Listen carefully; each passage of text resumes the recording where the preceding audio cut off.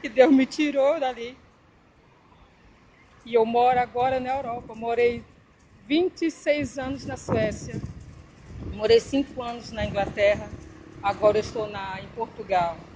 Venho ao Brasil só de férias depois de 10 anos. Deus me deu um esposo sueco. Deus me deu mais 2 filhos, que já estão com a idade de 23 e 18. E me deu a salvação. Entende? Ele não me prometeu dinheiro. Eu não pedi dinheiro, eu não pedi riqueza, eu não pedi nada. Eu só pedi a ele que ele me desse uma família, uma casa para morar. Ele me deu além do que eu imaginava. Eu lembro que na época era a Copa de 86, que era a Copa do México. E eu vivia aqui com os meninos, moleque da rua. E eu lembro que ali tinha uma loja que vendia produtos assim da Copa. E a gente, com os meninos, a gente passava ali e pedia dinheiro, né, para poder alimentar. E, infelizmente, o Brasil mudou muito nos últimos 30 anos. Não é aquele Brasil que eu deixei. Infelizmente, para pior. Em várias áreas. Porque quando eu me casei, no começo dos anos 90, eu saí daqui no auge do avivamento. Sabe, você andava na rua, você falava com tanto poder, sabe, de Deus, de Jesus, de salvação, de transformação. As pessoas eram inocentes, elas eram verdadeiras, genuínas, porque nós buscávamos realmente a salvação, buscávamos o arrependimento de pecados, buscávamos uma nova vida. Eu, na minha época, nós não pensávamos assim, teoria da prosperidade, vem para cá que tua vida vai melhorar, que você vai ter carro, vai ter tudo. Não era isso que pregava nas igrejas. Era um amor verdadeiro. Hoje, eu sou feliz, não porque eu moro na Europa, eu sou feliz porque eu tenho certeza da minha salvação. Estou com 52 anos. Não parece, tem pessoas que dizem assim, você não parece, eu nunca fiz cirurgia plástica, nada. Ele transformou tudo na minha vida, tudo. E se eu for de um dia de voltar, voltarei porque aonde que ele me botar, com certeza é porque é lá que ele quer que eu fique. E lá na Europa, Deus me usou muito, me usa até hoje, para ganhar os europeus para Cristo. Porque se o evangelho chegou aqui nesse país, porque foi os estrangeiros, os europeus que chegaram aqui, os missionários suecos, que em 1910 foram eles que fundaram a Igreja Assembleia de Deus. A Igreja Metodista foram os ingleses, que é o John Wesley. Eu tenho foto dele do lado da estátua dele, lá em Londres. Agora, eu não sei. Fé esfriou, Mas a gente esfriou, não é isso continua. que a senhora quer dizer? Mas eu digo uma coisa, continua buscando a Deus. Mas a palavra também diz que haverá a era A da potestade, apostasia, onde o homem vai perder a fé em Deus, né? Quando Jesus chegar, ele falou mesmo, quando eu voltar, nem sei se haverá fé na terra. O homem vai crer na besta, e aquele que acreditar, é o que João falou, aquele que crê vai morar na cidade santa que João viu onde Deus mora, né? Sim. O que eu entendi mais ou menos é assim, vai ser o fim, onde quem creu vai morar com Deus, e quem não creu, o eterno tormenta, né? Exatamente. Eu tenho minha família, que eu quero que eles que se convertam. Tenho pessoas na minha família que se acham que são convertidas, mas são convencidas que são convertidas, porque com certeza o Mas convertido... você se acha uma pessoa feliz? Sim. Ou você está falando da boca para fora? Não, não tô não. Porque Eu não tô não. Eu já passei por muita tem coisa. pessoas que acham que esse Deus é tirano, né? Que não É, deixa você ir à praia, não deixa você andar de biquíni, não deixa você curtir os prazeres da vida, acha que é um tirano. Que você tem que andar todo ataviado e viver dentro de uma igreja. eu te entendo. Há pessoas que pensam dessa forma. não querem um Deus tirano, querem um Deus de boa, um Deus tranquilo, um Deus que te dê liberdade. Porque eu não. É igual a minha neta. Sim. A avó dela proibiu ela de cantar certas músicas. Eu falei, não é possível que esse Deus que você escreva vai mandar uma criança para o inferno, um anjo. Não, jamais. Criança não tem pecado. Então eu acho que a criança, se ela quiser andar com shortinho ou cantar música, que ela está descobrindo o mundo. Eu falei, não, então esse Deus que manda a criança para o eterno tormento é um tirano. Ele é pior do que Satanás. É, porque o que acontece é que o homem, infelizmente, as pessoas não lê a Bíblia, entendeu? Não lê a Bíblia. Por exemplo, eu recomendo que você lê a Bíblia, tem que ter um capítulo. Eu fiquei preso 20 anos, sim, entendeu? Eu não tinha o que fazer a não ser ler a Bíblia. Eu não tinha o que fazer, uma pessoa que não tem o que fazer. E eu, para não enlouquecer e não ficar olhando para as grades, eu li a Bíblia. Entendeu? No começo eu gostava, mas depois eu vi que eu não estava compreendendo nada. Tanto é que esse pastor agora falou, eu até tiro o chapéu para ele, que o livro de Apocalipse é impossível de você entender. Esse pastor da igreja Assembleia, o R.S. lá. Ele falou, porque qual é o sexo dos anjos? As pessoas querem perguntar. O que João viu com as 7 cabeças das 7 taças? Ele falou, não, o homem que disser que entende Apocalipse está mentindo. E é verdade. Não, eu não acredito nisso. Vou dizer uma coisa para você. Vou dizer uma coisa para você. Se a Bíblia, se a Apocalipse não fosse o homem entender, não estaria ali. E uma outra coisa também.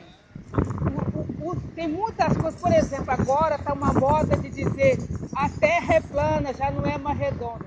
Eu não estou nem aí se a Terra é plana ou se está redonda, porque a minha salvação não está se ela é plana, se ela é redonda. A minha salvação não está se os anjos têm sexo ou não, entendeu?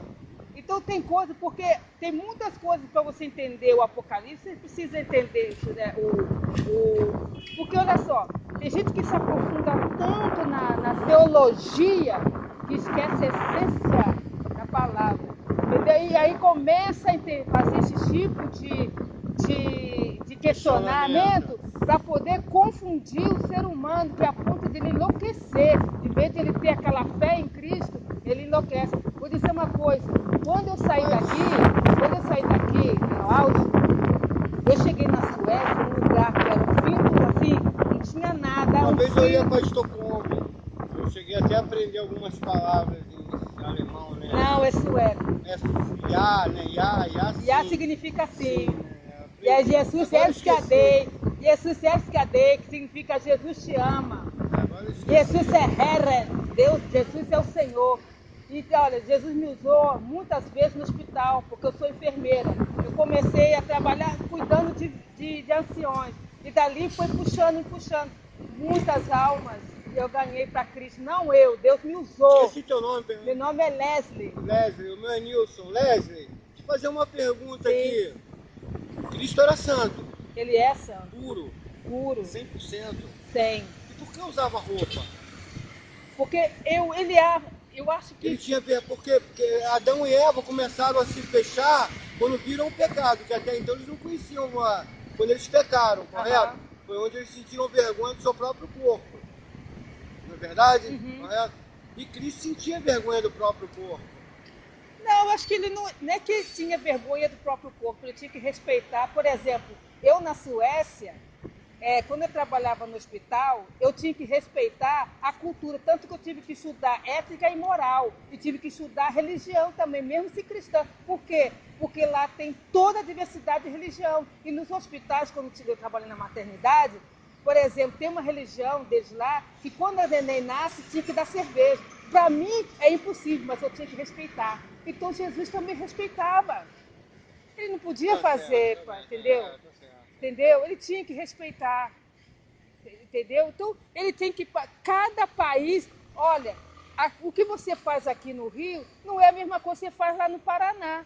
Tem certas culturas, entendeu? De tradições que não passa. Por exemplo, eu não posso lá no Paraná, sendo no Brasil, andar de chinelo. Eu tenho que andar bem vestido. Aqui em São Paulo não se pode andar sem camisa. Entendeu? Então, por exemplo, na Suécia, você não pode entrar na casa de um sueco com sapato, você tem que botar lá de fora. Você não pode ligar para um sueco depois das 9 horas. São muita diversidade. No Japão, por exemplo, nos países árabes, que eu andei muito com árabes lá na Suécia, eu tive que estudar a cultura muçulmana. Você não pode, certo? Mas você dá com a mão, com a mão esquerda ou direita, porque é o lugar onde você se limpa, que para eles é imundo. Então são coisas que, como missionária, eu sou uma missionária, já rodei muito esse país, esse mundo, então eu tive que estudar o que eles pensam, porque antes de eu chegar lá, eu tenho que respeitar a cultura deles. Entendeu? Então, para resumir mais ou menos, não se preocupe com tantos detalhes. Preocupa com a senhora. Eu tenho uma filha cadeirante. Sim. Entendeu? Totalmente dependente, 26 anos. Fiquei preso muito tempo. Eu sou um cara para ter motivo, sou muito revoltado. Tem hora que comigo. Sim. Entendeu? Então a minha fé, ela sabe tem que ser menos do que zero. Eu sei que Deus existe. Tá? Amém. Mas a minha fé nele é menos, mas eu respeito. Sim. Eu respeito. Só que eu prefiro, eu vou te contar. De falar para não ofender, tá entendendo? Mas bom, eu prefiro o inferno do que seguir a Cristo. Sim. Eu prefiro o eterno tormento do que um Deus que me deu uma filha doente, dependente. A única coisa que eu amo é uma retardada mental, entendeu? Eu sou obrigado a cuidar dela. Perdi minha liberdade por um crime que eu não cometi, entendeu? Então, todo motivo, se Cristo viesse, eu ia ser o primeiro a crucificar ele agora. Sim. Eu ia querer, se ele me pedisse água, eu ia dar vinagre para ele. Vinagre não, pior do que gasolina. Sim. Tá entendendo? Porque é um assunto, eu ainda estou respeitando a senhora. Tá bom. Como senhora. Tá bom. Como tá entendendo? Sim. Porque eu odeio religião. Tá bom. E eu sei que ele existe, mas odeio ele. Eu sei. Odeio. Tá bom. Tá bom? Olha, meu esposo era ateu. Eu não sou ateu, eu odeio ele, eu creio nele, mas eu odeio. Tá bom. Tá entendendo? Se ele viesse, Desculpa de eu rir, mas eu queria crucificar o pai e o filho junto, ao mesmo tempo e tacar fogo, sabe? Entendi. Não é da boca, desculpa eu estar falando isso aqui a senhora. A senhora como ser humano está me tratando bem. Lógico, sim. A senhora, se eu puder carregar no colo, eu vou fazer o melhor para mas por esses dois, o pai e o filho, se eu pudesse crucificar os dois e tacar fogo, eu tacaria. Qual é o seu nome mesmo? Nilson. E eu vi o nome sueco. Nilson, né? Nilson, que é o sobrenome. É tipo assim, eu John já trabalhei com uma família sueca. Sim. Eles me ensinaram inglês. Eles queriam me mandar para lá, mas depois teve problema do racismo. Eu sofri racismo dentro da própria família. Aí eu decidi que não... Olha, eu vou dizer uma coisa para você. Também sofri naquela época. Mas eu entrei tanto que eu fiz de tudo para entrar na sociedade, que hoje, quando eu chego na cidade, uma cidade bem pequenininha, que se chama Eskilstuna, ela fica a 1 hora de Estocolmo. Quando eu chego na estação de trem, não precisa nem Facebook, passa um de bicicleta ou de carro, todo mundo já sabe, Leslie chegou, Leslie chegou. A Luleå, é lá no norte, Luleå.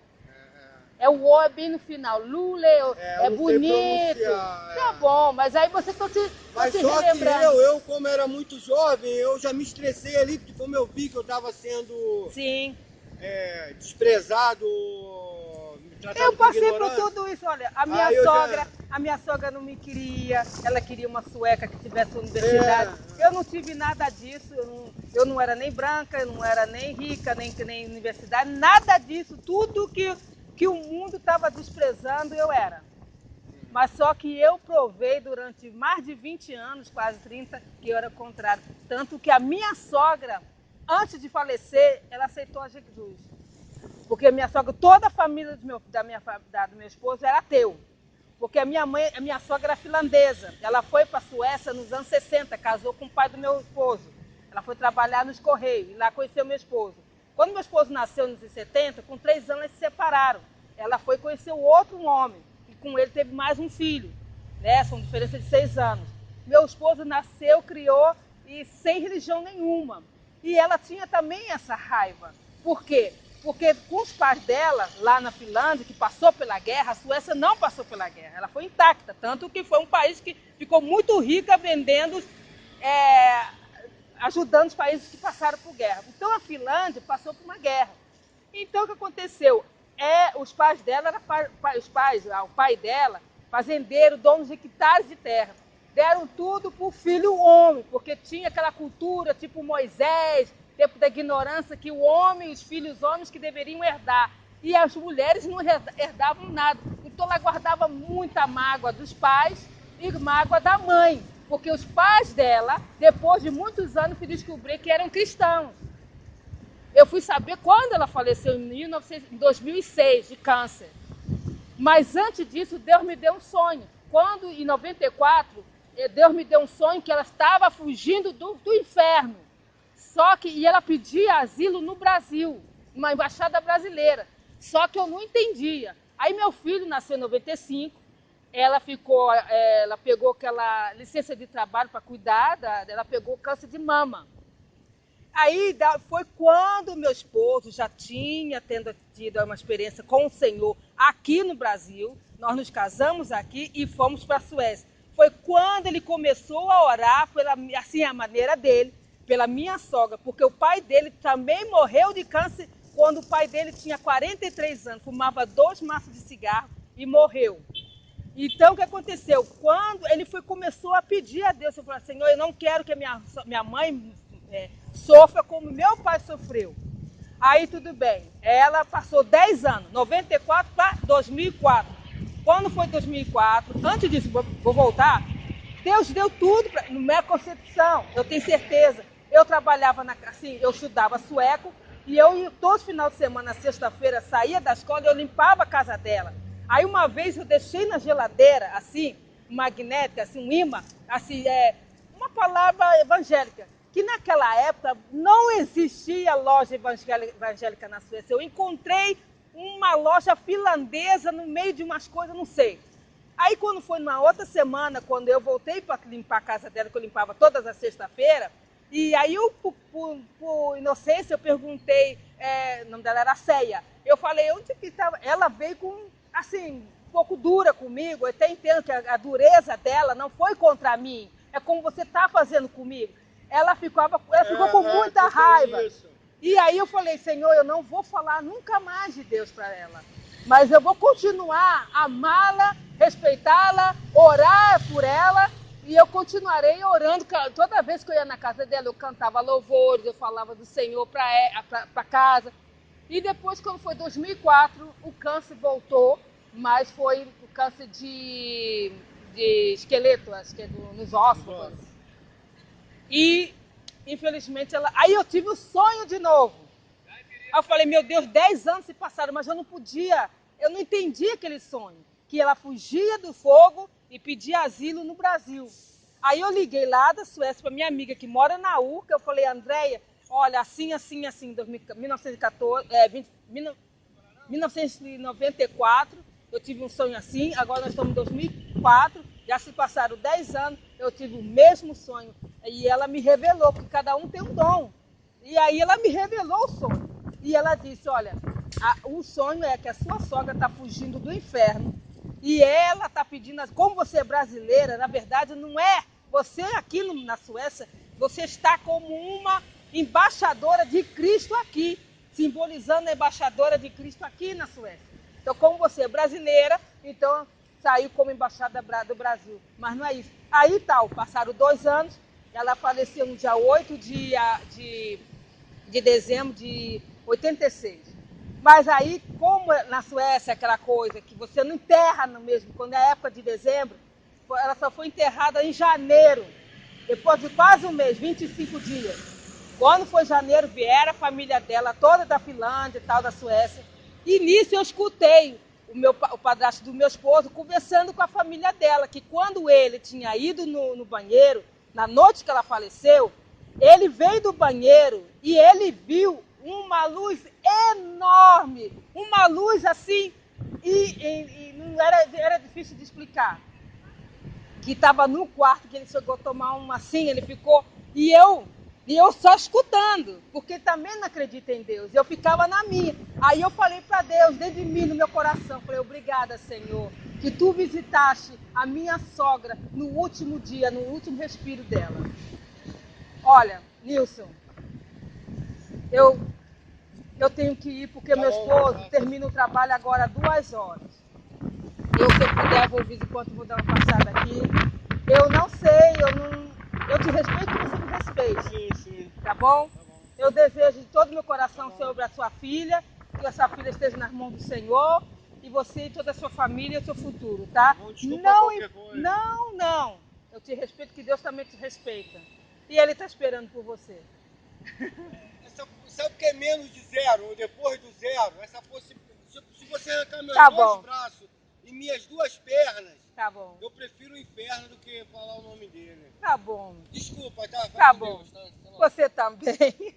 Obrigada. Tchau.